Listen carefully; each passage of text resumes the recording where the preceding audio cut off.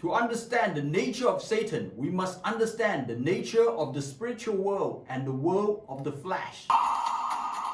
In 2005, Canadian ex-Minister of Defense for 16 years and the longest serving current member of the Privy Council of Canada, Paul Hellyer, announced that extraterrestrial being exists, and he accused the United States of America for covering it up.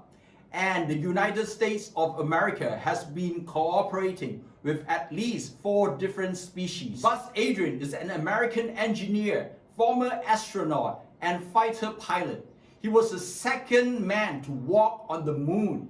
In many of his interviews, he spoke about UFO following his Apollo spacecraft to the moon and even saw a massive alien base there. John E. Mack was an American psychiatrist, writer, and professor, and the head of the Department of Psychiatry at Harvard Medical School, a researcher in the psychology of alien abduction experiences. Many of those he interviewed reported that their encounters had affected the way they regarded the world, including producing a heightened sense of spirituality and environmental concern. The Hebrew word for Shamayim means both heaven and the physical sky, thus referring to space and the universe. Many Christians wrongly believe that in the end, we will live only as spirits in heaven. But that was never God's intention. God made earth and He made Eden. He created both Adam and Eve in flesh and blood. In Revelation 21, the kingdom of God, a space-like city, came out of heaven and landed upon the earth. The space city was so high that it reached the Earth's atmosphere, passing our current space station at least 5 times. Ezekiel 37:1-4, we will be resurrected in the flesh and with God's Spirit in us. We will live here on the new earth.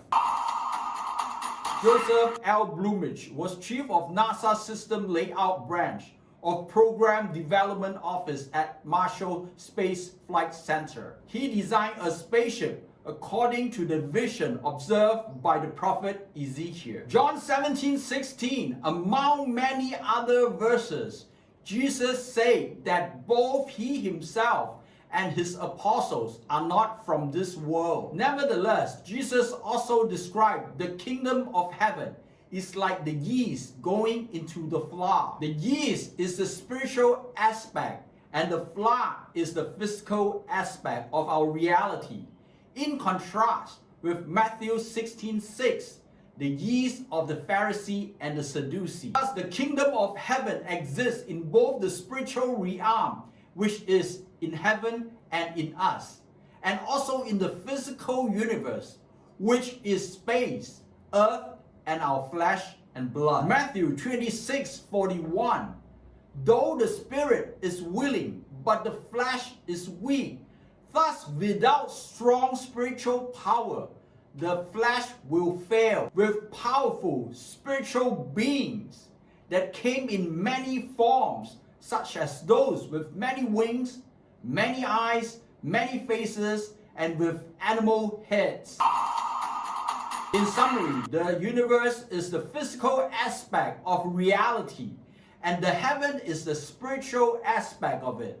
The earth is part of the universe and also part of heaven. The physical universe can contain both positive and negative forces at the same time, with varying ratios. For the kingdom of God is everything that has God's Spirit, be it the spiritual or the physical world, and the rest are the realm of the devil. The higher the spiritual power and entity control, the more powerful in the physical realm it can wield.